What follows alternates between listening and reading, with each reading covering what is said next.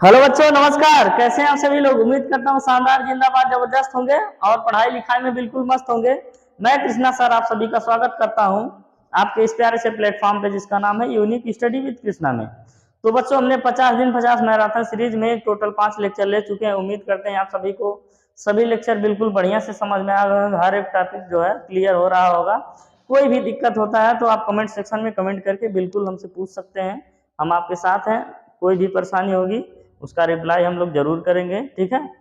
तो आइए समझते हैं, आज हम लोग पढ़ेंगे लेक्चर नंबर 6 और इसे जो है प्रकाश के परावर्तन और अपवर्तन का भाग नंबर 6 भी है। तो इससे पहले हम आपको डिस्कस कर लें क्या पढ़े थे। पिछले कक्षा में हमने जो है प्रकाश का परावर्तन के बारे में जितनी चीजें थी, जैसे दर्पण हो गया, गोली दर्पण हो गया, उसी में आपको उत्तल दर्पण, अवतल दर्पण, प्रतिबिंब कैसे बनते हैं, फार्मूला क्या था, रेखीय आवर्धन क्या था, इसी के बाद चिन्ह परिपाटी क्या था। फिर उसके बाद लास्ट वाले क्लास में, क्लास नंबर 5 में हमने डिस्कस किया था मोस्ट इम्पॉर्टेंट क्वेश्चन, जो भी 1/v 1/u f plus 1/v plus 1/u, इस पे फार्मूले जो बने थे, इस पे क्वेश्चन हम लोग किए थे। फिर हमने क्वेश्चन किया था f बराबर r/2 पे। फिर हमने क्वेश्चन किया था कि m बराबर I/o equal to minus v/u। इन सब पे जो भी फार्मूले थे इन पे हमने क्वेश्चन किया था। और इसके बाद फिर आज हम लोग एक नया टॉपिक पढ़ेंगे जिसका नाम है प्रकाश का अपवर्तन। ठीक, परावर्तन तो हमने पढ़ा, लिखा, समझा, जाना। अब समझते हैं प्रकाश का अपवर्तन क्या होता है। तो फिर से आइए समझते हैं, उसके बाद फिर लिखा जाएगा। पहले हम लोग समझते हैं। जैसे मान लेते हैं यहाँ पे हम क्या करते हैं, एक तल बना लेते हैं, ठीक है। ये इस कौन सा तल रहेगा? अपवर्तक तल। अभी तक हम लोग कौन सा तल बना रहे थे? परावर्तक तल। ये कौन सा तल रहेगा? अपवर्तक तल। ठीक, तो अब देखिए इसको जो है दो डायग्राम से हम लोग समझेंगे। प्रकाश के परावर्तन को दो डायग्राम से समझेंगे। इसका रीजन अभी बताएंगे हम। बिल्कुल आप लोग परेशान न रहिए, बस खाली देखते रहिए। यानी इधर से ये अपवर्तक तल है, ठीक है, इधर से ये अपवर्तक तल, यानी दोनों अपवर्तक तल है। अब आइए समझते हैं, अपवर्तक तल में हम लोग बीचों बीच में एक अभिलंब खींचते हैं, ठीक है। यहाँ भी हम लोग क्या खींच लें? अभिलंब खींच लें। इसको क्या बोलते हैं? अभिलंब।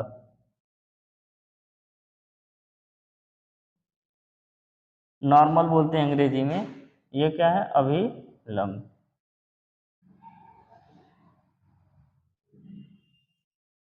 तो देखिए होता क्या है, इसमें हम माध्यम मानते हैं। एक माध्यम होता है सघन, एक माध्यम होता है विरल। सघन का मतलब होता है जिसके अणु एकदम पास पास रहे हैं, वो सघन माध्यम होता है। और जिसके अणु दूर दूर रहते हैं वो क्या होता है? विरल माध्यम। जैसे हम कहें, एक मान लेते हैं ठोस ले लेते हैं, कांच, ठीक। एक मान लेते हैं हम जल ले लेते हैं, एक हम ले लेते हैं वायु। तीन माध्यम ले लेते हैं। अभी सिर्फ दो की तुलना किया है, कांच और जल। इन दोनों का माध्यम में आपको तुलना किया जाए तो वहां पे कांच क्या है? इसके अणु बिल्कुल पास पास होंगे तो ये क्या हो जाएगा? सघन माध्यम। कैसा हो जाएगा? सघन। अब कांच की तुलना में जल के अणु दूर दूर रहेंगे तो ये इसकी तुलना में ये क्या हो जाएगा? विरल। अब कांच और जल में अगर तुलना किए तो कांच क्या है? सघन है, और जल क्या है? विरल है। अगर मान लेते हैं हम ले लेते हैं जल और ले लेते हैं वायु। अब जल की तुलना में वायु क्या है? इसके अणु बिल्कुल दूर दूर है, तो अब ये क्या हो जाएगा? ये विरल हो जाएगा, और ये क्या हो जाएगा? सघन हो जाएगा।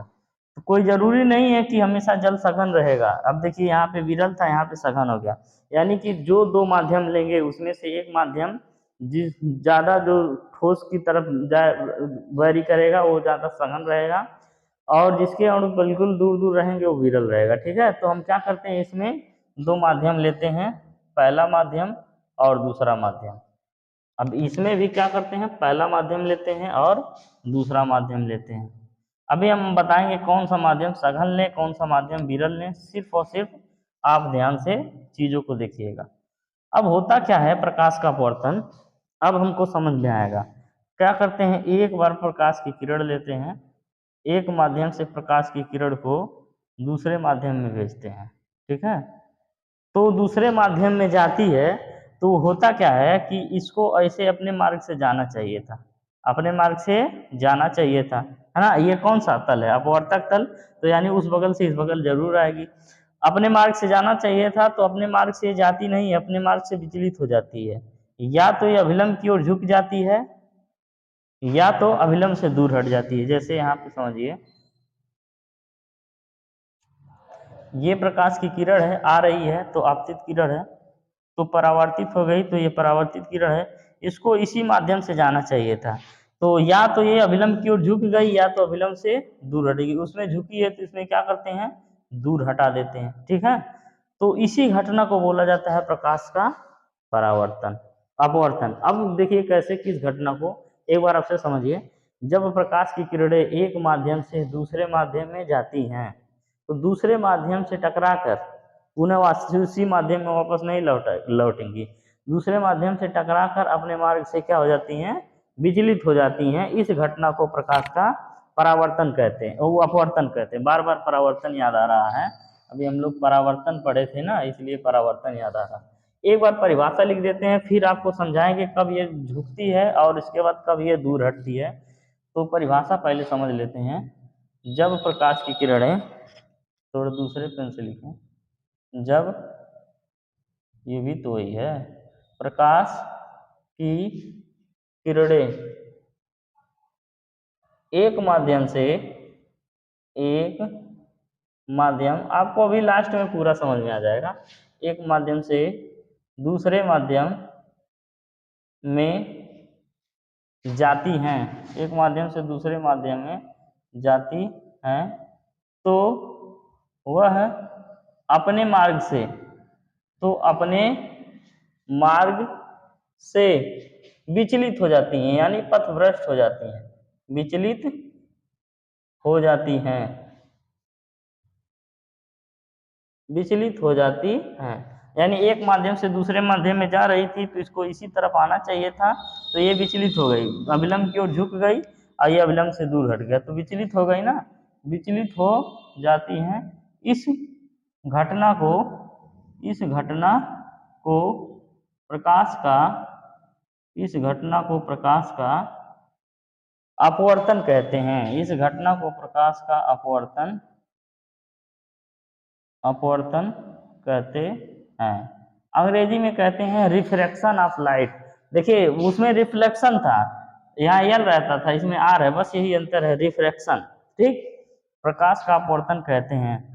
अब हम समझते हैं कि कब जो है अविलंब से दूर हटता है, कब अविलंब की ओर झुक जाता है। तो अगर मान लेते हैं ये हमारा क्या है, अविलंब है, मान क्या लेते हैं, ये है ही, और ये भी हमारा क्या है, अविलंब है। अब समझिए, ये जब आ रही है तो कौन सी किरण है, आपतित किरण आ रही है, तो आपतित किरण, कौन सी किरण है बच्चा लोग, आपतित किरण। अब परावर्तन हो जाता था तो परावर्तित किरण हो जाती थी, लेकिन परावर्तन नहीं हो रहा है, क्या हो रहा है, अपवर्तन हो रही है, तो ये कौन सा किरण हो जाएगा, अपवर्तित किरण, अपवर्तित किरण, ये कौन सी किरण हो जाएगी, अपवर्तित किरण, ठीक। इसी तरीके से ये भी क्या है, आपतित किरण है, आ रही है तो आपतित किरण,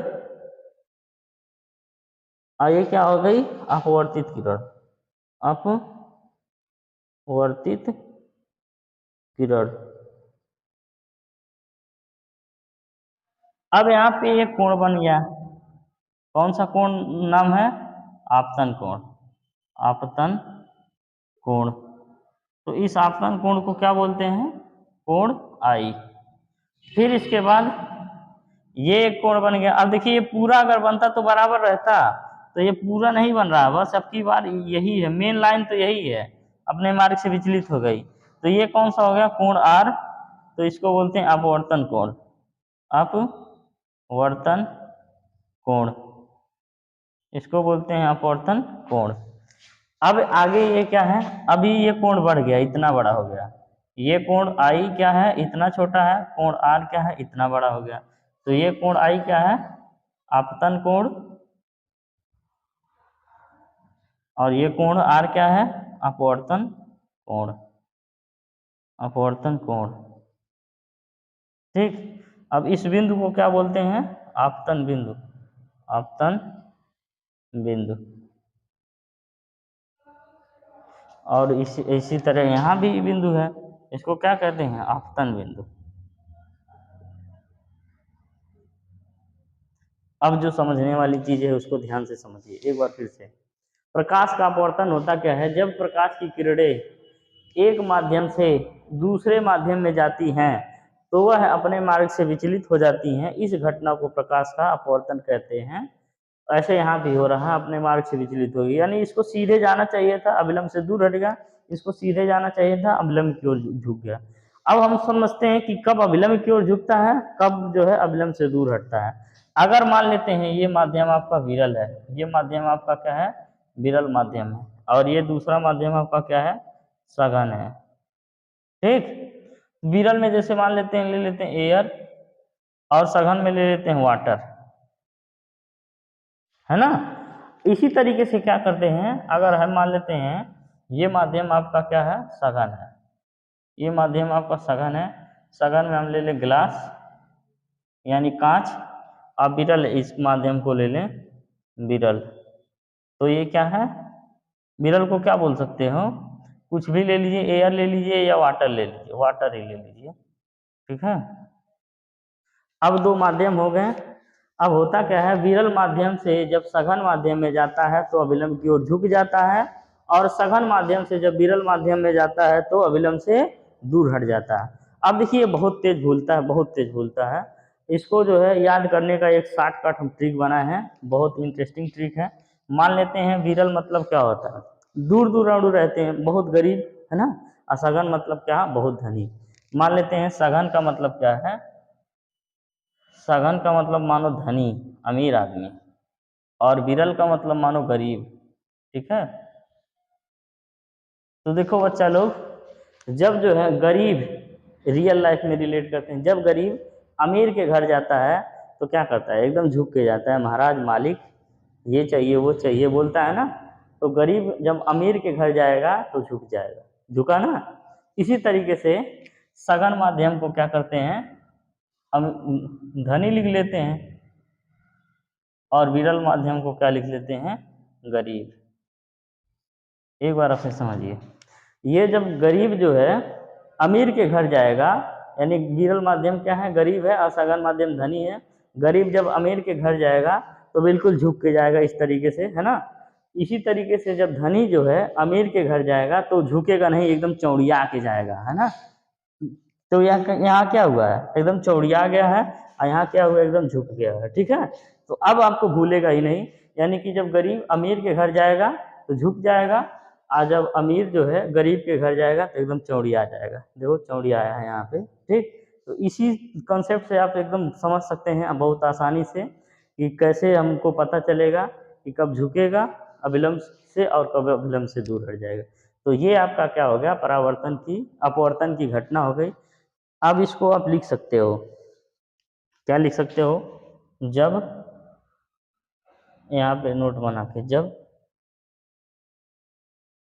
विरल माध्यम से, विरल माध्यम से सघन माध्यम में, जब विरल माध्यम से सघन माध्यम में जाती है, जाती है तो अविलंब की ओर, अविलंब की ओर झुक जाती है, ठीक है, झुक जाती है। अब कितना लोग सोच रहे होंगे पुष्पा राज नहीं है ये तो पुष्पा राज है, तो झुकेगा नहीं साला, लेकिन झुकना पड़ता है यहाँ पे। अब ऐसे इसमें देखेंगे, जब प्रकाश किरण, प्रकाश किरण लिख लीजिए और बढ़िया रहेगा, प्रकाश किरण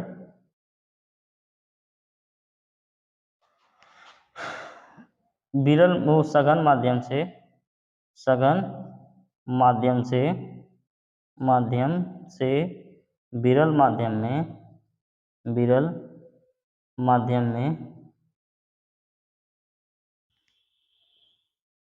जाती है तो, जाती है तो अविलंब की ओर, अविलंब से,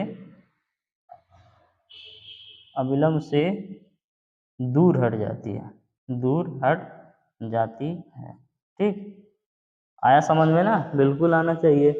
यही है प्रकाश का अपवर्तन। ठीक है, अब हम लोग पढ़ेंगे इसके आगे, इसको हम मिटाते हैं। प्रकाश के अपवर्तन के नियम, दो नियम है टोटल। जिस तरीके से उसमें प्रकाश के परावर्तन में दो नियम था, उसी तरीके से इसमें भी है। यहाँ पे आप एक चीज लिख सकते हैं, जब प्रकाश किरण, वो थोड़ा सा अच्छा लगेगा, जब प्रकाश किरण, प्रकाश किरण यानी कौन जाता है? प्रकाश किरण। ठीक, आई बात समझ में? आया ना समझ में? गरीब अमीर याद कर रख लीजिएगा। ठीक है, चलिए अब इसको मिटाते हैं हम, फिर इसके नियम हम लोग पढ़ते हैं। जगह तो था नहीं, अब यहाँ पे मिटा के नियम हम लोग पढ़ते हैं। फिर से डायग्राम बनाने की जरूरत बिल्कुल नहीं है, तो सीधे लिखते हैं नियम। प्रकाश के अपवर्तन के नियम, प्रकाश के अपवर्तन के नियम।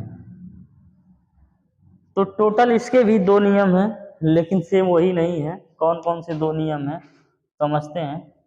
पहला नियम प्रकाश के परावर्तन से मिलता जुलता है, बिल्कुल वही है। पहला नियम क्या है? आपतित किरण, आपतित किरण आ रही है तो आपतित किरण, और उसके बाद अपवर्तन हो गया तो अपवर्तित किरण, अपवर्तित किरण, आपतित किरण, अपवर्तित किरण, तथा और क्या था? अविलंब, अविलंब, आपतन बिंदु पर खींचा गया अविलंब। तीनों एक ही तल में होते हैं। तीनों किस तल में होते हैं? एक ही तल में होते हैं, तल में होते हैं। तल का मतलब समझ रहे हैं आप लोग?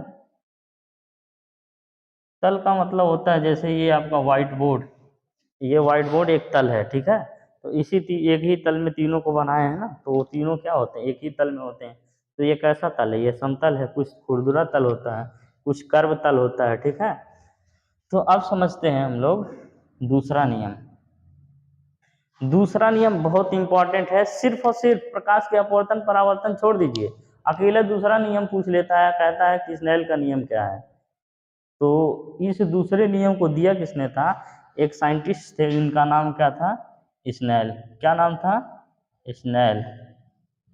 इसी दूसरे नियम को बोलते हैं स्नेल का नियम। ठीक है, जो दूसरा नियम है, इसी दूसरे नियम को स्नेल का नियम बोलते हैं। जैसे आप लोग पढ़े होंगे, न्यूटन का गति विषयक 3 नियम था, तो उसमें जो पहला नियम रहता था उसको बोल दिया जाता था जड़त्व का नियम। वो जो जड़त्व का नियम खोजा किसने था? गैलीलियो ने। वो नाम रखा था जड़त्व का नियम, गैलीलियो। तो न्यूटन ने क्या किया? उन्हीं का नियमों उठा के चुपचाप रख दिया, अपना प्रथम नियम बना दिया। तो ऐसे ये भी क्या है? प्रकाश के अपवर्तन का जो दूसरा नियम है, वही स्नेल खोजे थे, उन्हीं के नाम पे है क्या? स्नेल का नियम। अब ये है क्या? बहुत ध्यान से समझिएगा, याद कर लीजिए, बिल्कुल एकदम दिमाग में बैठा लीजिए। किन्हीं दो माध्यमों के लिए, दो माध्यम मिल रहा है ना, माध्यमों के लिए, किन्हीं दो माध्यमों के लिए किसी निश्चित रंग के अनुपात के लिए, किन्हीं दो माध्यमों के लिए किसी निश्चित रंग के, अब देखिए ये कक्षा 9 में जब हम पढ़े थे तभी से हमको याद है, अभी याद कर लीजिए। 9 में कह रहे हैं, जब हम 10 में पढ़े थे अपने समय में, तभी से हमको याद है, दोबारा हमको देखने की जरूरत नहीं पड़ती है। किन्हीं दो माध्यमों के लिए किसी निश्चित रंग के अनुपात के लिए, अनुपात के लिए हम लोग के जो टीचर जी थे, पूछ पूछ के यही डंडा डंडा मारे थे, तब जाके याद हुआ था। आप लोगों को तो मार ही नहीं सकते हैं। कैमरा मारो, मारेंगे तो कैमरा फूट जाएगा, अपना नुकसान चला जाएगा। किन्हीं दो माध्यमों के लिए किसी निश्चित रंग के अनुपात के लिए आपतन कोण की जया, आपतन कोण की जया। जया क्या होता है बच्चा लोग? मैथ में त्रिकोणमिति आप लोग पढ़े होंगे या पढ़ाया जाएगा। तो होता है sine theta, cos theta, tan theta होता है ना, 6 त्रिकोणमिति अनुपात होते हैं। तो सबका हिंदी में कुछ ना कुछ नाम होता है। जैसे साइन थीटा को बोलते हैं जया, कॉस थीटा को बोलते हैं कोज्या, टेन थीटा को बोलते हैं टेंजिया। इस तरीके से हिंदी में उन सब के नाम होते हैं, वो शॉर्ट फॉर्म है। टेन, कॉट, सेक, वो सब शॉर्ट फॉर्म है, उसका फुल नेम बहुत बड़े बड़े हैं। ठीक है, साइन हो गया, कोसाइन हो गया। तो यहाँ पे ज्या का मतलब है साइन। अब आपतन कोण क्या है? साइन आई। ठीक, आपतन कोण की ज्या तथा अपवर्तन कोण की ज्या। अपवर्तन अपवर्तन कोण की ज्या, तो ये क्या हो जाएगा? अपवर्तन कोण साइन आर है, साइन आर में एक निश्चित अनुपात होता है, एक निश्चित अनुपात होता है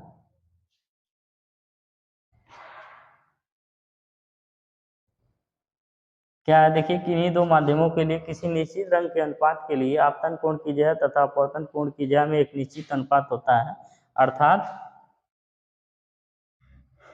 जो साइन आई होता है, साइन आई बटे साइन आर, साइन आई बटे साइन आर, यही है ना अनुपात। अनुपात क्या बोलते हैं? बटे को बोलते हैं ना। साइन आई बटे साइन आर बराबर होता है नियतांक। क्या होता है? साइन आई बटे साइन आर बराबर क्या होता है? नियतांक। यही जो है दूसरा नियम है। इस नियम को क्या कहते हैं? स्नेल का नियम कहते हैं। क्यों कहते हैं? क्योंकि इस नियम को दिया किसने था? स्नेल ने। इस नियम को स्नेल का नियम कहते हैं। ठीक, आशा करते हैं, उम्मीद करते हैं आप लोग को बिल्कुल बढ़िया से समझ में आया होगा। ठीक है, अगर थोड़ा बहुत दिक्कत रह जाता हो, एक बार दोबारा देख लेंगे डबल स्पीड पे करके, तो सारे डाउट क्लियर हो जाएंगे। और एग्जाम में पूछा जाता है, सिर्फ एक दूसरा का नियमों अकेले पूछ लिया जाता है 1 या 2 नंबर में, या तो पूरा पूछा जाता है प्रकाश के अपवर्तन की घटना तथा उसके नियम को समझाइए। ठीक है, तो इतना पूछेगा तो पूरा लिखना रहेगा, स्नेल का नियम पूछेगा तो बस ये लिख देना रहेगा, है जो 2-3 लाइन है और बाकी है। ठीक, चलिए इसको आप लोग स्क्रीनशॉट मारिए, मिटा के अगला टॉपिक लिखते हैं, फिर पढ़ा जाए। चलिए बच्चों, अब जो हम लोग अगला टॉपिक पढ़ते हैं अपवर्तनांक की, बहुत ही इंपॉर्टेंट टॉपिक है ये। काफी जो है एग्जाम में पूछा जाता है 2 नंबर पे, और इससे भी ज्यादा पूछा जाता है इस पे सवाल। ठीक है, तो हम लोग सबसे पहले पढ़ेंगे अपवर्तनांक होता क्या है, फिर उसके बाद बताएंगे अपवर्तनांक 2 प्रकार के होते हैं, एक सापेक्ष अपवर्तनांक, एक निरपेक्ष अपवर्तनांक।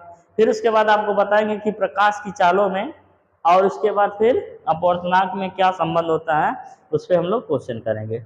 तो आइए हम लोग पढ़ते हैं अपवर्तनांक क्या होता है। अपवर्तनांक पहले से पढ़ने से पहले आप क्या करिए, एक डायग्राम बना लीजिए जो पीछे बनाए होंगे, एक अच्छा खासा डायग्राम बना लीजिए जो अभी आप बनाए होंगे। इसमें से कोई एक स्थिति बनाइए, या तो आप क्या करिए, अविलंब की ओर झुका दीजिए या अविलंब से दूर हटा दीजिए, एक ही बस, ज़्यादा नहीं चाहिए हमको। जैसे मान लेते हैं ये माध्यम क्या है, माध्यम फर्स्ट है, ये क्या है, माध्यम सेकेंड है। अभी ये कांच है, जल है, वायु है, क्या उसे कोनो मतलब नहीं है। ठीक है, माध्यम क्या है, सेकेंड है। इतना आपको पता हो, जब विलंब से दूर हट रहा है तो ये पहला माध्यम क्या होगा, सघन होगा, और दूसरा माध्यम क्या होगा, विरल होगा। ठीक है, इस तरीके से। अब आइए समझते हैं, ये जो कोण होता है इसको क्या कहते हैं, आपतन कोण। क्या बोलते हैं, आपतन। किरण, इस किरण को क्या बोलते हैं, आपतित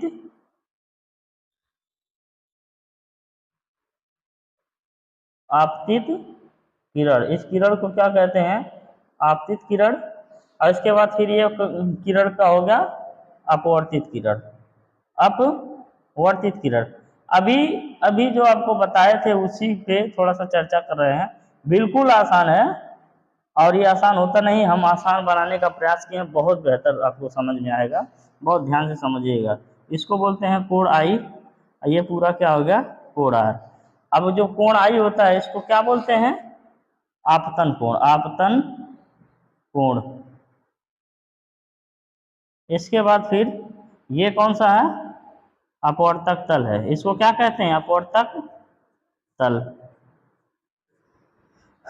अब ये कौन सा कोण कहलाएगा, अपवर्तन कोण, अपवर्तन कोण। ये कोण क्या कहलाएगा? अपवर्तन कोण। बस ये तो हमको पता ही है। अब हम लोग समझते हैं अपवर्तनांक होता क्या है। जैसे मान लेते हैं जो स्नेल का नियम था उसको हम लोग लिखते हैं, वही है अपवर्तनांक। लिखे थे दूसरे पेन से लिखते हैं। किन्हीं दो माध्यमों के लिए, किन्हीं दो माध्यमों के लिए,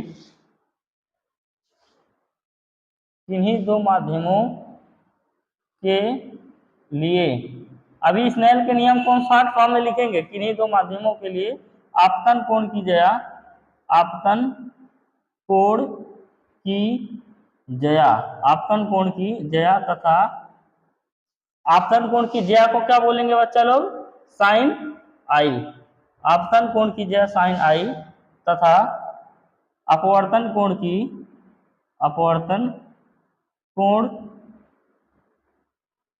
की जया साइन आर के अनुपात को, साइन आर के अनुपात को, अनुपात को अपवर्तनांक कहते हैं। अपवर्तनांक, अपवर्तनांक कहते हैं। अब समझिए अपवर्तनांक होता क्या है। जैसे हम आपको बताए थे किन्हीं दो माध्यमों के लिए किसी निश्चित अंक के अपवर्तनांक के लिए आपतन कोण किया जाता था। अपवर्तन कोण की जया में एक निश्चित अनुपात होता है साइन आई बटे साइन आर बराबर नियतांक। वही जो नियतांक आता था वही क्या होता था? अपवर्तनांक। उसी को क्या कहते थे? प्रकाश के अपवर्तन का दूसरा नियम या तो स्नेल का नियम कहते थे। तो वही स्नेल का नियम ही जो लास्ट में आता है, इन दोनों का अनुपात वही क्या होता है? अपवर्तनांक। तो यहाँ से अपवर्तनांक बराबर हो जाएगा, अपवर्तनांक बराबर क्या हो जाएगा? साइन आई बटे साइन आर। अब आपको बता दें कि ये जो अपवर्तनांक होता है इसको यन से डिनोट करते हैं। यन बराबर क्या हो जाएगा? साइन आई बटे क्या हो जाएगा? Sine R. ये आपका अपवर्तनांक का परिभाषा हो गया। इतना तो समझ में आया होगा, ठीक है। यही है अपवर्तनांक। किन्हीं दो माध्यमों के लिए आपतन कोण की जया तथा अपवर्तन कोण की जया के अनुपात को क्या कहते हैं? अपवर्तनांक कहते हैं, ठीक है। इसके अनुपात को हम लोग अपवर्तनांक कहते हैं। अब आइए समझते हैं जो बहुत ज्यादा इंपॉर्टेंट चीज है, वो अपवर्तनांक के कितने प्रकार होते हैं। अपवर्तनांक दो प्रकार के होते हैं। लिखते हैं अपवर्तनांक दो प्रकार के होते हैं। अपवर्तनांक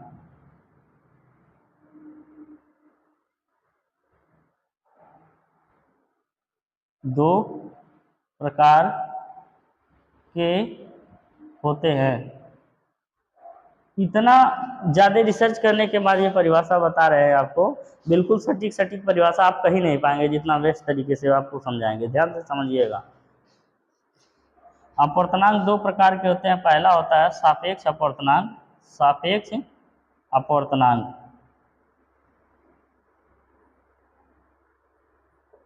और इसके बाद दूसरा क्या होता है? निरपेक्ष अपवर्तनांक, निरपेक्ष अपवर्तनांक।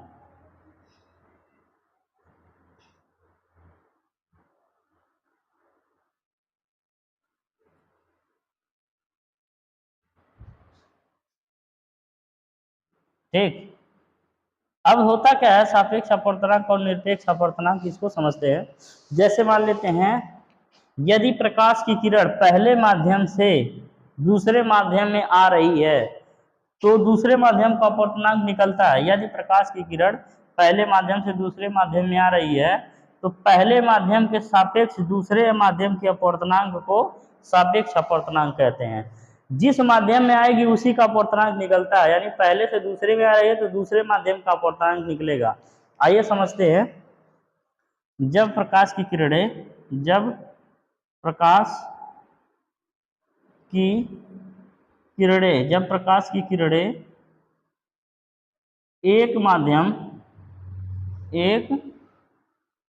माध्यम से दूसरे माध्यम में जाती हैं, दूसरे माध्यम में जाती हैं या प्रवेश करती हैं, प्रवेश करती हैं, तो पहले माध्यम के सापेक्ष, पहले माध्यम के सापेक्ष पहले माध्यम के सापेक्ष दूसरे माध्यम के अपवर्तनांक को दूसरे माध्यम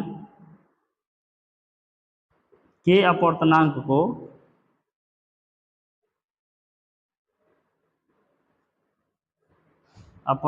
को सापेक्ष अपवर्तनांक कहते हैं। सापेक्ष अपवर्तनांक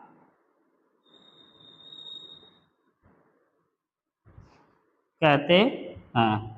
क्या कहते हैं बच्चा लोग? सापेक्ष अपवर्तनांक कहते हैं। ठीक है, अब हम लोग समझते हैं क्या लिखे हैं। यदि प्रकाश की किरण पहले माध्यम से दूसरे माध्यम में जा रही है तो पहले माध्यम के सापेक्ष दूसरे माध्यम के अपवर्तनांक को, किसके? दूसरे माध्यम के अपवर्तनांक को क्या बोलते हैं? सापेक्ष अपवर्तनांक। अब यहां से हो जाएगा क्या? सापेक्ष अपवर्तनांक, सापेक्ष अपवर्तनांक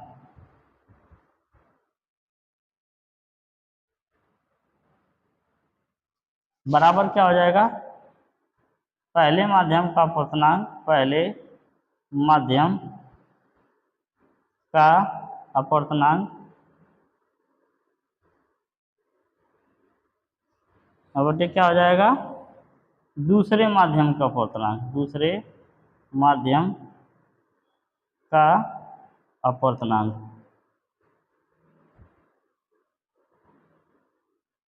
ठीक, अब यहां से समझते हैं इसको डिनोट कैसे करते हैं।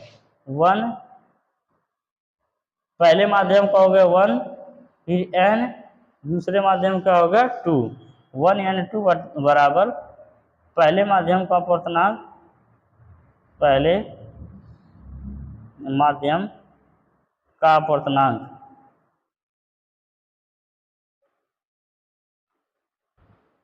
अब क्या हो जाएगा? दूसरे माध्यम का अपवर्तनांक, माध्यम का अपवर्तनांक।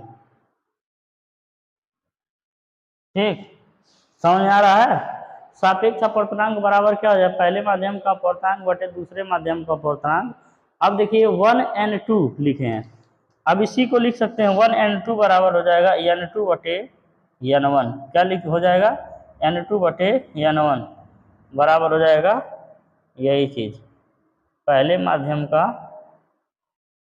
अपवर्तनांक।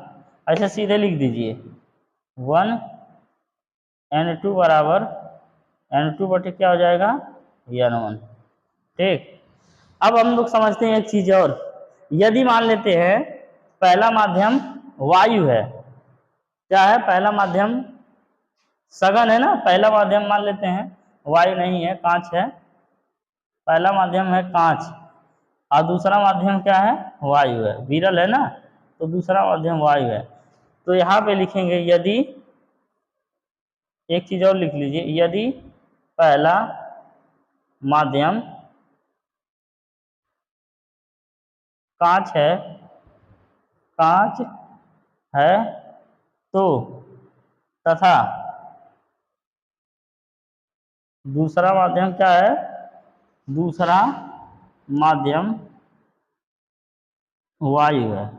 यदि पहला माध्यम कांच है तथा दूसरा माध्यम क्या है? वायु है, तो इसको लिखेंगे कैसे? कांच के सापेक्ष जल का अपवर्तनांक, कांच के सापेक्ष, कांच के सापेक्ष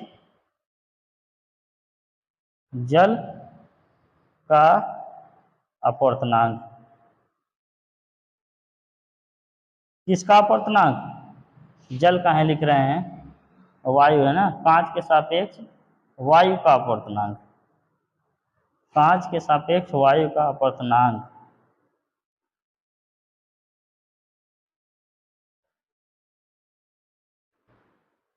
ठीक, तो इसको डिनोट कैसे करेंगे? ANG, AN हो, पहला क्या है? G है ना, GNA, यानी कांच के सापेक्ष इसका अपवर्तनांक। अब देखिए एग्जाम्पल देके भी हम समझा दिए, तो ये क्या है? सापेक्ष अपवर्तनांक है।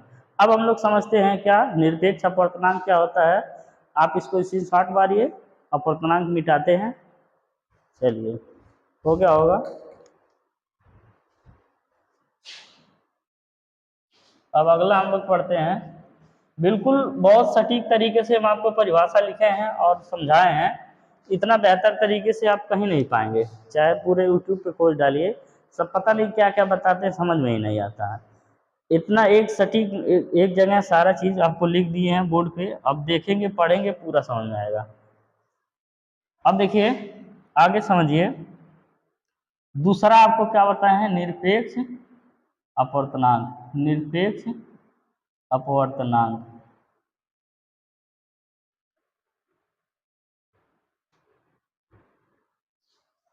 चलिए इसको लिख लीजिए, एक पेन कहाँ गया। अब होता क्या है, जैसे मान लेते हैं निरपेक्ष अपवर्तनांक क्या होता है, पहला माध्यम सघन है, ठीक है। अगर हम उल्टा लेते हैं, इसको अभिलंब की ओर झुका देते हैं, अभिलंब की ओर झुका देते हैं, तो पहला माध्यम आपका क्या हो जाएगा, विरल हो जाएगा, ठीक। और दूसरा माध्यम क्या हो जाएगा, सघन हो जाएगा। और ये आपका किरण कोण तो ही रहेगा, कोण यहाँ पे बदल जाएगा, ये कोण आर हो जाएगा, ठीक। तो यहाँ पे वायु, अब होता क्या है, यदि पहला माध्यम एकदम निर्वात हो, यदि पहला माध्यम निर्वात हो तो, यदि पहला माध्यम निर्वात हो तो, निर्वात न लिखिए, वायु लिखिए, वायु हो तो वायु के सापेक्ष, वायु के सापेक्ष दूसरे माध्यम के अपवर्तनांक को, दूसरे माध्यम के अपवर्तनांक को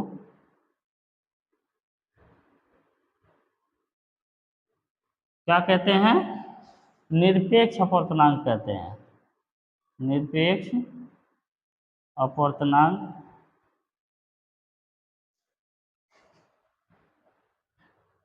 कहते हैं।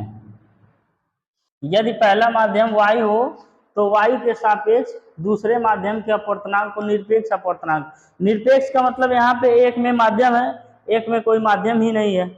एक मिनट, वायु ना लिखो, निर्वात लिखो, पहले सही लिखे हैं, निर्वात, क्या लिखना है, निर्वात।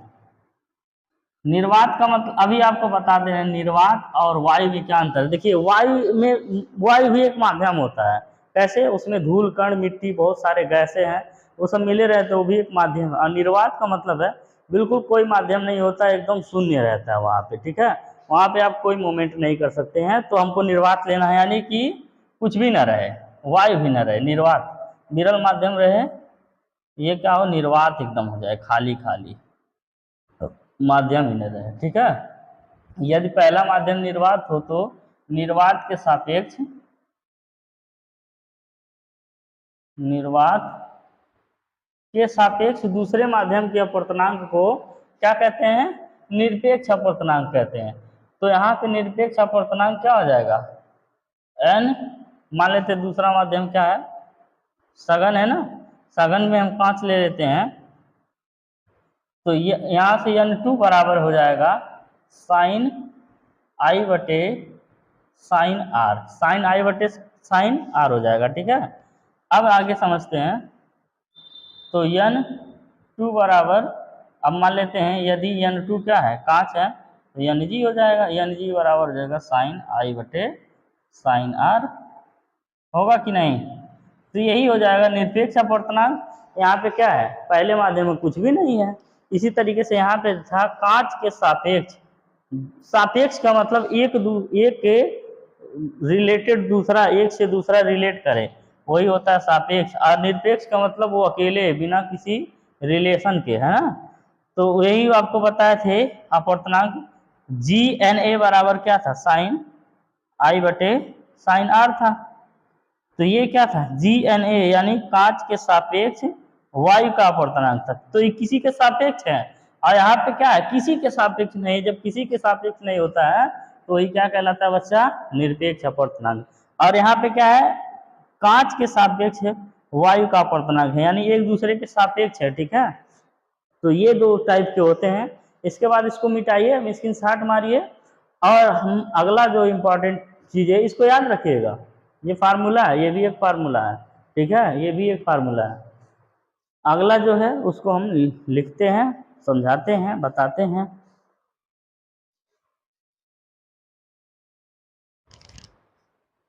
चलिए अब हम लोग अगला हेडिंग पढ़ते हैं, प्रकाश की चाल तथा अपवर्तनांक में संबंध। अभी होता क्या है, जैसे मान लेते हैं ये डायग्राम पहला वाला ही बना है, मिटाए नहीं है हम, ठीक है। यहाँ पे ये है, ये कौन सी है, आपतित किरण है, ये आपतन कोण है। इसी तरीके से ये क्या है, अपवर्तित किरण है, और ये क्या है, अपवर्तन कोण। इतना तो आपको पता ही है। यहाँ पे क्या हो जाएगा, कोण आर।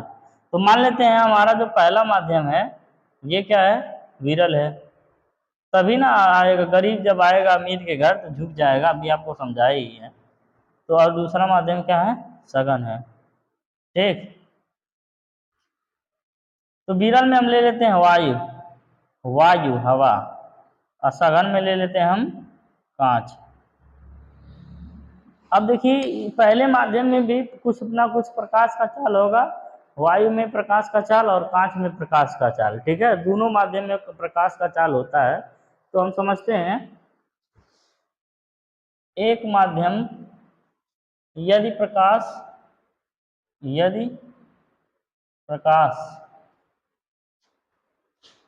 किरण एक माध्यम से दूसरे माध्यम में जाती है, दूसरे माध्यम में जाती है, तो पहले माध्यम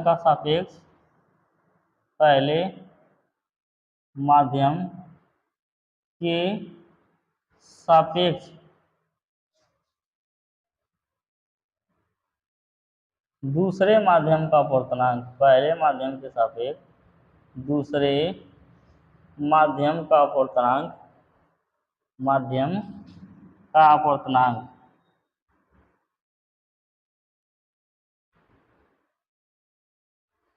दूसरे माध्यम का अपवर्तनांक उन माध्यम में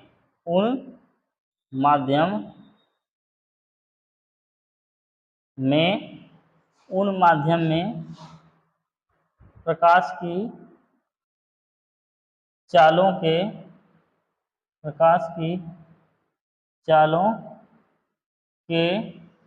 उन माध्यम में प्रकाश की चालों के अनुपात के बराबर होता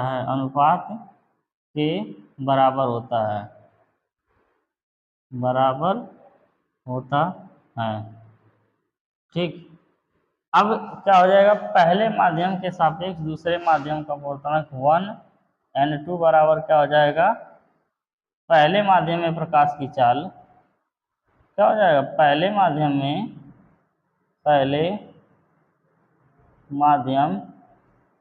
में प्रकाश की चाल, पहले माध्यम में मिला तो नहीं है क्या,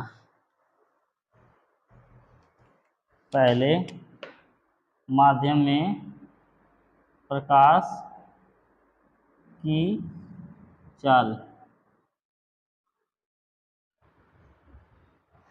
क्या बटे क्या हो जाएगा, दूसरे माध्यम में प्रकाश की चाल, दूसरे माध्यम में प्रकाश की चाल,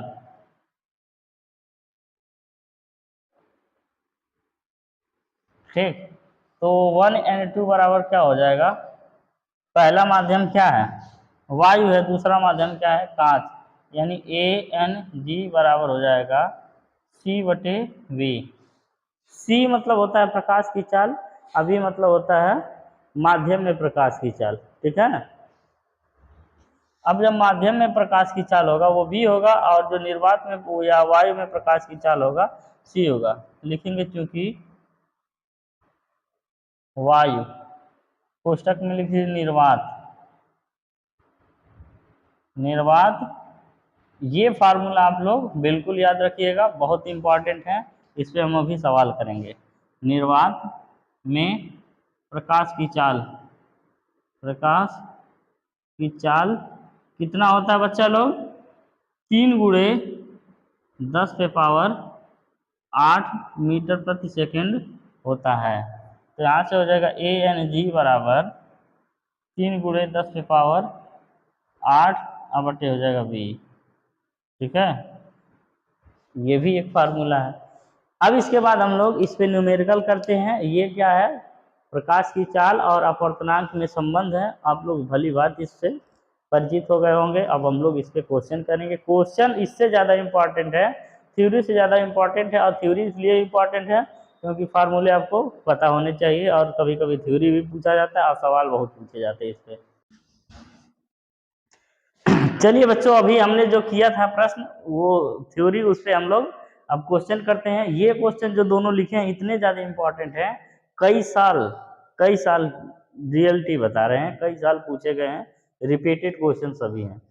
अब समझिए, देखते हैं है क्या लिखा है। वायु तथा जल में प्रकाश की चालें क्रमशः 3 × 10⁸ मीटर प्रति सेकंड तथा 2.25 × 10⁵ मीटर प्रति सेकंड है, तो वायु के सापेक्ष जल का अपवर्तनांक ज्ञात कीजिए।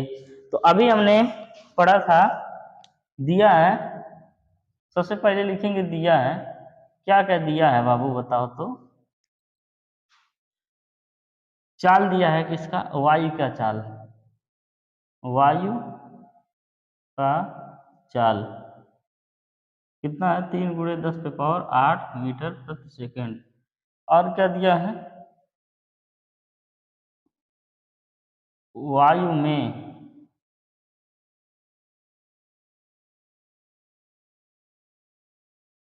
प्रकाश की चाल। और क्या दिया है? जल में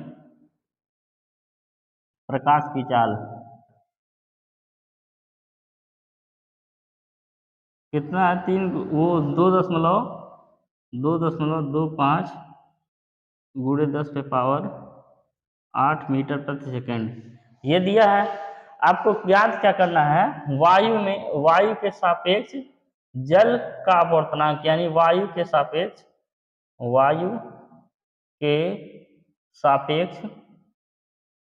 जल का अपवर्तनांक।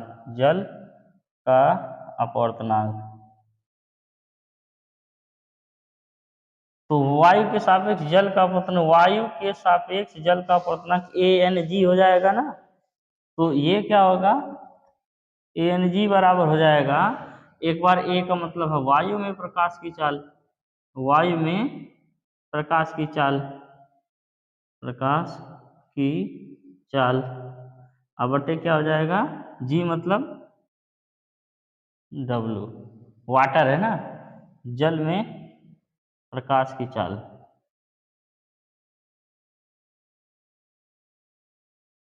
तो इसको देखते हैं हम लोग क्या हो जाएगा। तो यहाँ से ANW बराबर हो जाएगा, वायु में प्रकाश की चाल है कितना है बच्चा लोग? 3 × 10⁸ और जल में प्रकाश की चाल कितना है? 2.25 × 10⁸। 10⁸ से 10⁸ खत्म, तो यहाँ पे हो जाए ANW बराबर हो जाएगा 3/2.25। ठीक, अब आगे क्या कर सकते हैं? दशमलव को हटाएंगे तो होगा क्या? 300/225। तो यहाँ पे हो जाएगा ANW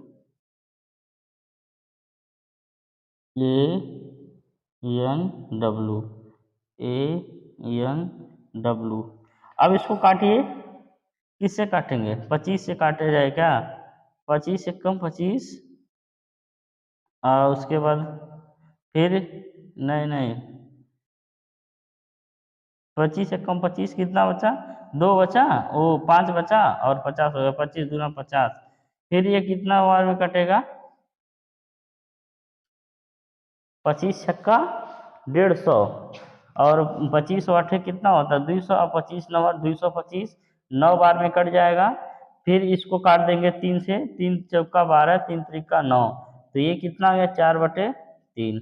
ANW हमारा मान क्या आ गया 4/3, यानी कि हमको ये सवाल का आंसर मिल गया। वायु के सापेक्ष जल का अपवर्तनांक कितना आ गया, ANW बराबर कितना हो जाएगा 4/3। अब आइए हम लोग इसको करते हैं। ये भी कई बार क्वेश्चन पूछा हुआ, 2015 में पूछा है, 11 में पूछा है, 12 में पूछा है, और इधर भी कई बार पूछा है। आप देख सकते हैं इस चीज को लिखा है, यदि वायु के सापेक्ष जल का अपवर्तनांक 4/3 है तो यहाँ पे लिखेंगे वायु के सापेक्ष, जो दिया है उसको लिखा जाए। दिया है वायु के सापेक्ष, जितना हम थ्योरी लिख रहे हैं ये सब, इससे ज्यादा कुछ नहीं लिखना है।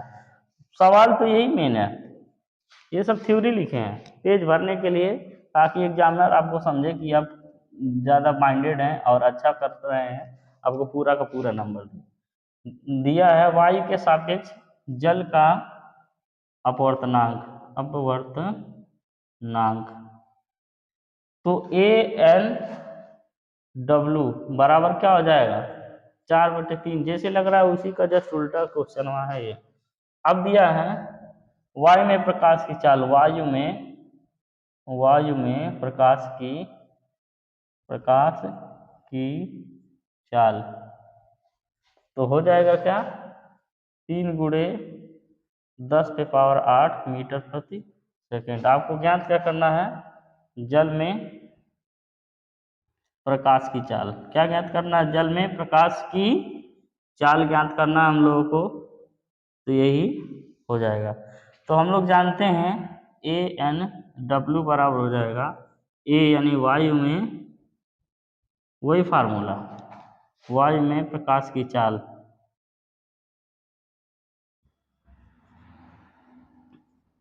ANW क्या है, वायु के सापेक्ष जल का अपवर्तनांक है।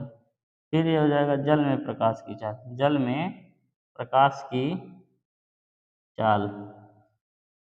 एकदम रंग बदल रहा है, अभी लाल चल रहा था, अभी इस तरीके से चलने लगा।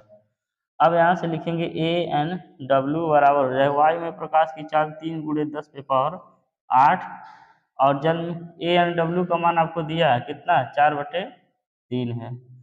अब इसके बाद फिर क्या हो जाएगा, जल में प्रकाश की चाल,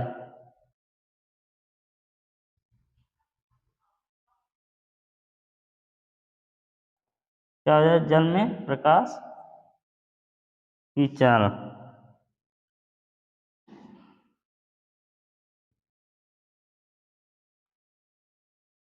ये हो जाएगा 4/3 बराबर हो जाएगा 3 गुणे 10 पे। अब देखिए करते क्या है, इसको गुणा कर देते हैं तिर्यक वाला, है ना।